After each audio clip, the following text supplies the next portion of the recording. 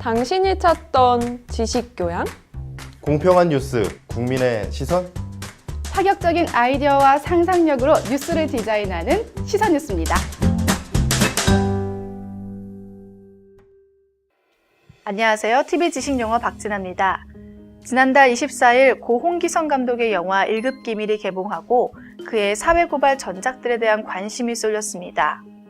대표 작품은 이태원 살인사건이죠. 사건이 발생하고 진범이 밝혀지기까지 정말 긴 시간이 걸렸는데요. 어떤 일들이 있었는지 함께 살펴보죠.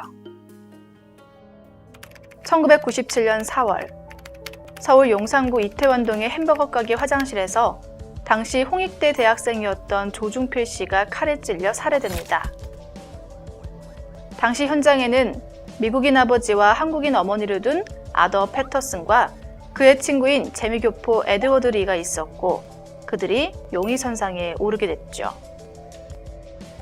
패터슨과 에드워드 리는 서로 조 씨를 죽인 범인은 친구라며 자신은 구경만 했다고 주장합니다. 당시 검찰은 부검 결과 가해자는 피해자보다 덩치가 크고 힘이 센 사람일 거라는 소견과 주변인 진술을 바탕으로 수사를 진행했고 키가 더 크고 덩치가 좋았던 에드워드 리를 용의선상에 더 가깝게 올려둡니다.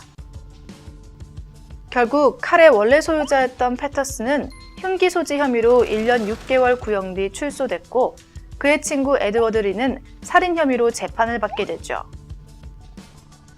그러나 에드워드 리는 2년에 걸친 재판 끝 증거 불충분 등의 이유로 결국 무죄 판결을 받고 풀려납니다. 이에 피해자 가족은 또 한 명의 유력한 용의자 패터슨을 고소하고 검찰은 재수사를 요청하게 됩니다. 그러나 당시 살인 혐의가 아닌 흉기 소지 혐의로 기소돼 복역 중이던 패터슨은 1998년 8.15 특별사면을 받은 상태였고 당국이 출국 금지 연장을 제때 하지 않은 상황을 틈타서 미국으로 출국해버립니다. 이후 피해자 가족은 국가를 상대로 손해배상 청구를 냈고 이와 함께 탄원서 및 재수사 요청을 했으나 정부 당국이나 미국으로부터 용의자를 찾을 수 없다는 답변만 받게 되죠. 그러다 2009년 9월 고 홍기성 감독의 이태원 살인사건이 상영되면서 사건이 재조명을 받고 재수사 여론이 강하게 일었습니다.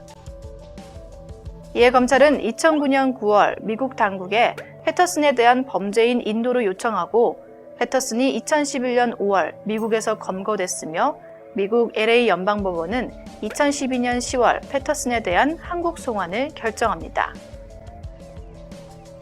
그러나 여러 가지 이유로 송환을 지연하다 2014년 6월 항소심에서 이의 신청서가 받아들여지지 않은 이후 패터슨은 더 이상 인신보호 청원을 하지 않았고 2015년 9월 23일 인천공항을 통해 송환되게 되죠.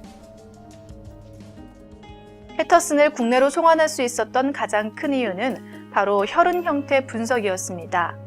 혈흔 형태 분석은 사건 현장의 혈흔 위치, 크기, 모양, 방향 등을 분석해서 범인과 피해자의 움직임을 파악하고 이를 토대로 사건 현장을 시간 순서대로 재구성하는 과학수사 기법인데요. 경찰은 이미 없어진 사건 현장과 똑같은 구조의 화장실을 만들어 놓고 세 사람의 동선과 핏자국을 정교하게 조합해 본 뒤 패터슨 씨의 진술에 이상한 점이 있음을 발견하게 됐죠. 당시 세면대에는 다량의 피가 묻어 있었는데 세면대 옆에 서 있었다는 패터슨의 진술대로면 그렇게 세면대에 핏자국이 많을 수가 없었고, 즉 그 말은 모순이 있었다는 겁니다.